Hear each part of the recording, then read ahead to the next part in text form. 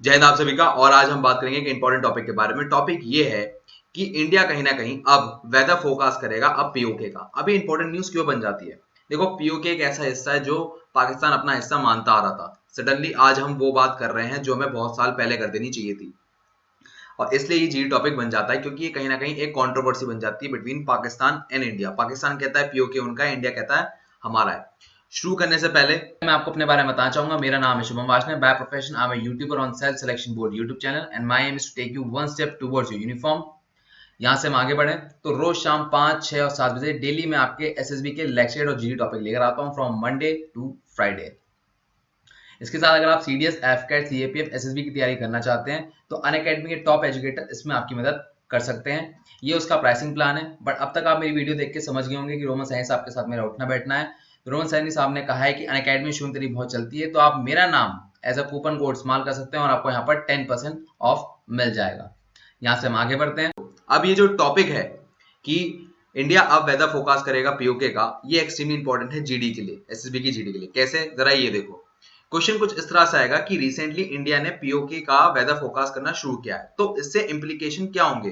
भाई लड़ाई हो सकती है, लड़ाई छिड़ सकती है, या टेंशन बढ़ सकती है इंटरनेशनल एरिना में, या तीसरा बिग सेटबैक होगा पाकिस्तान के लिए कि कहीं ना कहीं उसको धक्का लगा कि यार ऐसे कैसे उन्होंने वेदर फोरकास्ट कर दिया और आज की तारीख में वो कुछ कर नहीं सकते, या चौथा एनीथिंग एल्स कि इस पे कोई और भी डिस्कशन का पॉइंट बन सकता है।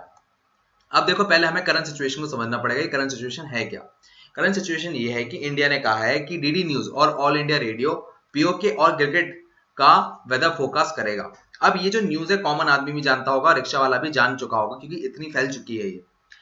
बट आपको इसमें डिटेल में समझना होगा। अगर आप इंडियन मेट्रोलॉजिकल डिपार्टमेंट की वेबसाइट पर जाएंगे तो वहां पर आपको एक ऐसी पीडीएफ मिलेगी 6 तारीख की, मतलब 6 मई की।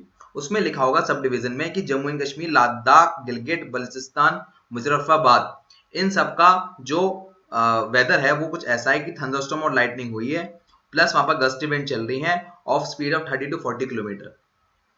अब इस का वेदर फोरकास्ट का मतलब और ये महत्व क्या हुआ? पहली बात तो ये कि जैसे मैंने पहले बोला कि 365 दिन तक हम इस ब्रॉडकास्ट को रिलीज करेंगे जो दुनिया सुनेगी। तो दुनिया को ये बात पता लग जाएगा कि हम इस बात में बिलीव करते हैं कि पीओके हमारा हिस्सा है और उस पर सिर्फ हक ही हमारा है, उसके डिसीजन भी हम ही लेंगे, उसका भविष्य क्या होगा वो हम तय करेंगे, ये सब हमारे हाथ में होगा।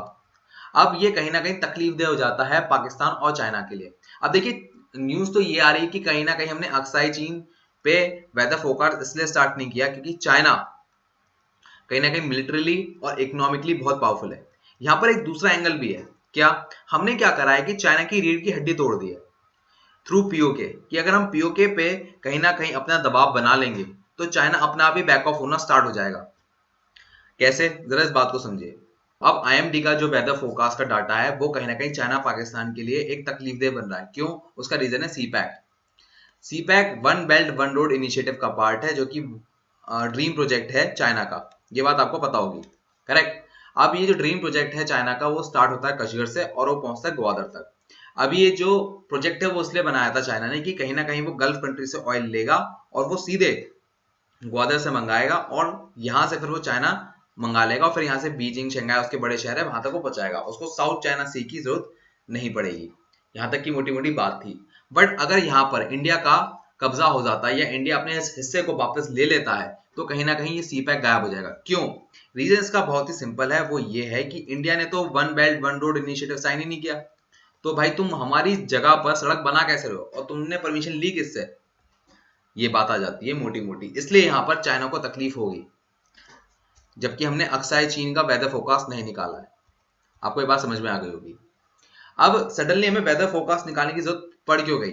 देखिए, चाइना का जो ड्रीम प्रोजेक्ट था one belt one road initiative, उसको थोड़ा एक ना बेस चाहिए था या स्ट्रॉन्ग स्ट्रेंथ चाहिए थी। तो उसने पाकिस्तान से कहा कि आप इलेक्शन कराओ पीओके के अंदर। तभी एक न्यूज आती है। न्यूज ये आती है कि पाकिस्तान ने सुप्रीम कोर्ट से ऑर्डर ले ली है।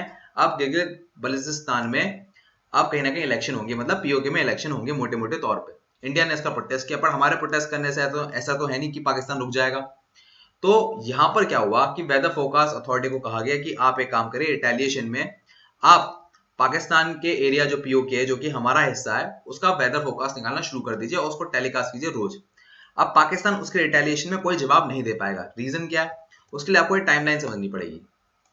देखिए, टाइमलाइन ये कहती है जम्मू एंड कश्मीर की पिछले अगर 4-5 साल की निकालें, वो ये कि 29 सितंबर 2016 में हमने सर्जिकल स्ट्राइक की थी on the revenge of Uri attack.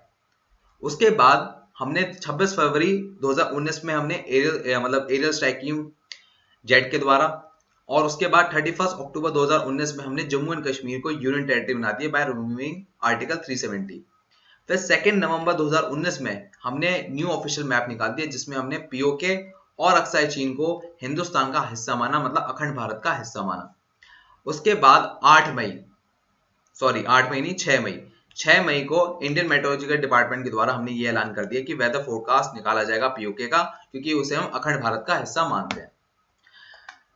अब इंडिया यहां पर बहुत स्टैंड लेके खड़ा है। आपने देख लिया 4-5 साल में इंडिया ने बहुत ज्यादा स्ट्रॉन्ग स्टैंड लिए हैं रिगार्डिंग जम्मू एंड कश्मीर, और अभी तक पाकिस्तान कुछ नहीं कर पाया है। वो सिर्फ यूएन में चिल्ला पाया है, उससे ज्यादा कुछ नहीं। अब नेक्स्ट टारगेट इंडिया के लिए क्या होगा कि पीओके में झंडा फहराया जाए। ओके, समझ में आ रही है भाई, झंडा फहराएंगे हम, सुनने में तो अच्छा लग रहा है। अब हम वापस अपने क्वेश्चन पे आते हैं। क्वेश्चन क्या था हमारा? क्वेश्चन ये था कि रिसेंटली इंडिया ने इंक्लूड किया है पीओके को वेदर फोरकास्ट के अंदर। अब इससे इंप्लीकेशन होंगे क्या कोई जंग हो सकती है? नहीं, कोई जंग होने वाली नहीं है, क्योंकि इकोनॉमिक कंडीशन ऑफ पाकिस्तान बहुत खराब है, और अगर वो जंग करता है तो कहीं ना कहीं उसकी इकोनॉमी खत्म हो जाएगी और उसका मतलब नक्शे से ही निशान मिट जाएगा, दुनिया के नक्शे से ही उसका नाम निशान मिट जाएगा। इसके बाद क्या इग्नाइट टेंशन हो सकती है इंटरनेशनल एरिया में? नहीं, कोई फर्क नहीं पड़ता अगर हो भी रही है तो। लास्ट टाइम जब आर्टिकल 370 हमने हटाया था तो तुर्की और मलेशिया सिर्फ 2 ही देश आकर बोले थे पाकिस्तान के फेवर में। इनफैक्ट इनका जो दोस्त है चाइना, वो भी नहीं बोला था। और जब आर्टिकल 370 हटा था उसके 2 महीने बाद तो चाइना के जो प्रेसिडेंट है जी जिनपिंग, वो इंडिया में आकर मोदी जी के साथ चाय पी रहे थे, और उसमें भी उन्होंने आर्टिकल 370 के बारे में कोई बात नहीं की। इसके बाद एक लास्ट ऑप्शन है सी, बिग सेटबैक टू पाकिस्तान। हाँ, सेटबैक तो है पाकिस्तान के लिए, उसकी इकोनॉमी स्लो डाउन कर रही है, वो कुछ कर नहीं सकता। ठीक है, लोग जो उसके हैं वो परेशान है, वहां पर भुखमरी है, प्यास है, डेवलपमेंट नाम की कोई चीज नहीं है। ऊपर से फाइनेंशियल एक्शन टास्क फोर्स में की जो उसकी ग्रे लिस्ट है उससे वो हटके वो ब्लैक लिस्ट में आने वाला है, तो वो भी और दिक्कत है, उस पर सैंक्शन लग जाएंगे, उसको कोई एफडीआई देने को तैयार नहीं होगा, मतलब फॉरेन डायरेक्ट इन्वेस्टमेंट। तो ये सब उस पर दिक्कत आ रही है। अब लास्ट ऑप्शन एक और है डी, वो है एनीथिंग एल्स। अभी एनीथिंग एल्स है क्या? अब एनीथिंग एल्स में क्या आ जाता है? एनीथिंग एल्स में आ जाता है हंडवारा। अभी हंडवारा में ऑपरेशन हुआ जिसमें 2 टेररिस्ट मारे गए, उसमें से एक इंपॉर्टेंट लीडर था लश्कर का।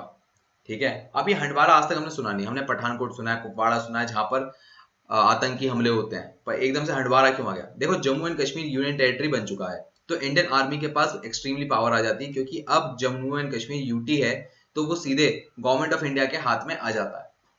अब जब गवर्नमेंट ऑफ इंडिया के हाथ में आ गया तो जीना मुश्किल हो गया कुपवाड़ा और बाकी ऐसी जगह पर जहां पर वो रेगुलरली अटैक किया करते थे, तो यहाँ पर उन्होंने नया बेस बनाया हंडवारा। हंडवारा में जब उन्होंने नया बेस बनाया जहां से वो लोकल्स को रिक्रूट करा करते थे, उसके बाद लॉजिस्टिक का ध्यान रखते थे, और कैसे वहां के जो लोकल हैं उनको ट्रेन करके वापस यहीं पर हमला कराया जाए उसका ध्यान रख रहे थे वो। इस पे इंडियन आर्मी ने कमर कस ली, और वहां पर हंडवारा से भी लश्कर का एक बहुत बड़ा जो लीडर है उसको मार गिराया। अब आने वाले टाइम में ऐसा होगा कि पीओके हमारा होगा कुछ सालों में, और उसके बाद जो टेररिस्ट एक्टिविटी होगी जम्मू एंड कश्मीर में निल एंड वर्ड हो जाएगी। ये एनीथिंग एल्स का पार्ट होगा। ये होता है हमारी वीडियो का एंड। आई होप आपको पसंद आया हो। खत्म होने से पहले मैं आपको अमित शाह की एक स्पीच सुनाना चाहूंगा। जब मैं जम्मू और कश्मीरी बोलता हूं तो पीओके इसके अंदर ही आता है। एक सेकंड भाई, सुनिए तो आप मुझे बोलने नहीं देंगे। आप मैं स्पष्ट करता हूं। माननीय मंत्री जी प्लीज। मैं जब जम्मू एंड कश्मीर बोलता हूं, माननीय सदस्य, इसलिए एग्रेसिव हूं कि जम्मू एंड कश्मीर के पीओके को आप भारत का हिस्सा नहीं मानते हो क्या? एग्रेसिव ना हो, जान दे देंगे इसके लिए।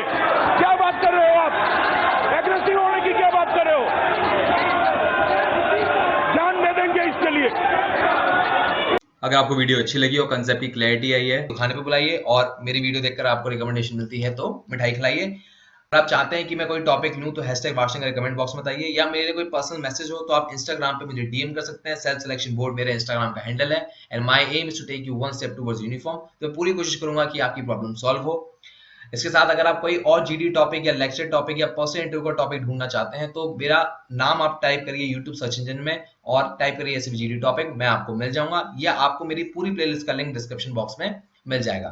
मैं लेता हूं आपसे विदा। जय Hind, take care, bye bye. मैं उनको रोज सोचता हूँ, मैं उनको रोज सोचता हूँ, वो है